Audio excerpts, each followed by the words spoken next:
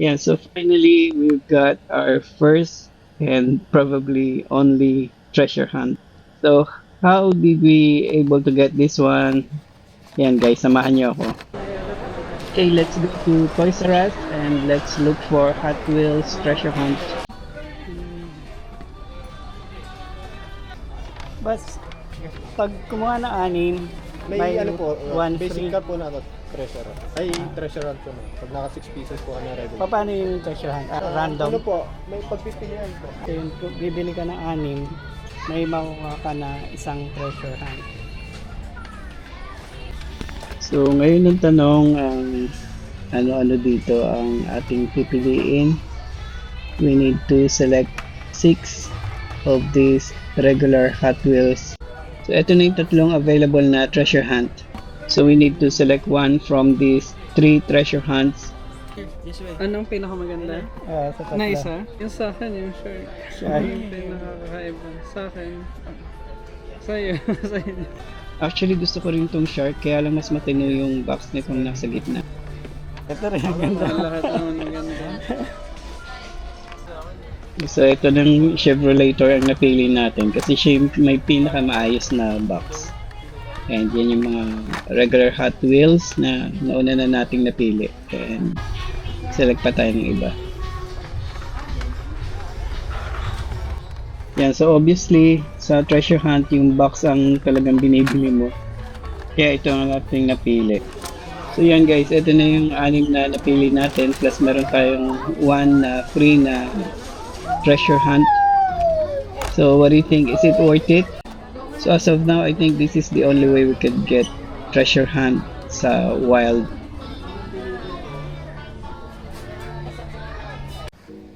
Yeah, so let's take a closer look sa ating Chevrolator. Ganda niya and sleek look siya and sporty. Yan, kitang-kita niyo ang silver flame. And among the 3 treasure hunts na pagpipilian, ito yung may pinakamaayos na box. Let's take a look at the silver flame. Ayan guys. Our first and probably only treasure hunt sa ating Hot Wheels collection.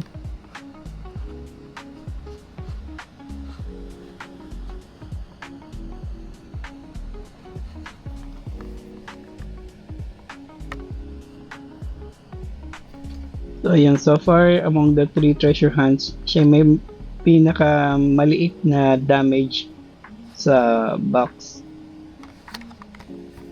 And then again, if you're buying Hot Wheels treasure hunt,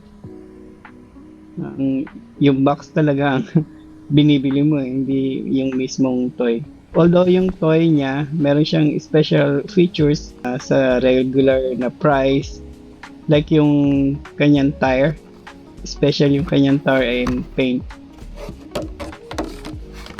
So it deserves a protective clamshell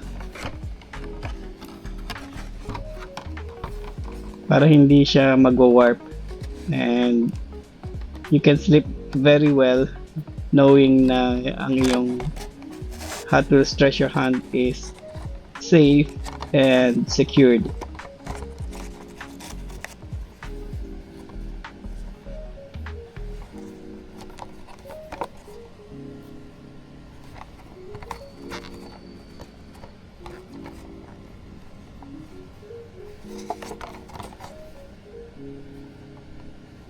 Ganda.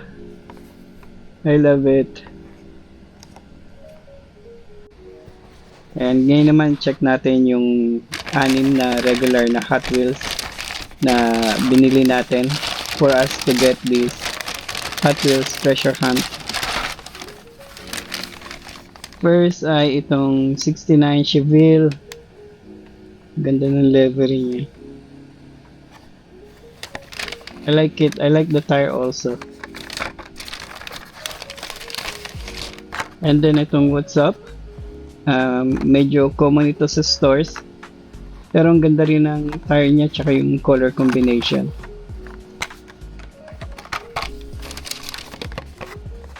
And then we have this slide kick. If I'm not mistaken, kasama rin to sa merong treasure hunt. Correct me if I'm wrong. And probably ito yung aking favorite sa anim. Itong Hotoroto muscle car. And then we have this 70s na Chevelle. Ganda rin niya. I like it also. Then we have this Volvo, the drift wagon. Ganda ng kanyang sky blue na paint. So here's our additional Hot Wheels sa ating collection with our treasure hunt, the Chevrolator. So what do you think, guys? Good deal ba ang Toys R Us sa Shangri-La? Because I think this is the only way for us to have treasure hunt in the wild. So i-display na natin ang ating treasure hunt sa ating wall. This is my wall of fame so far. And with that, thank you very much for watching.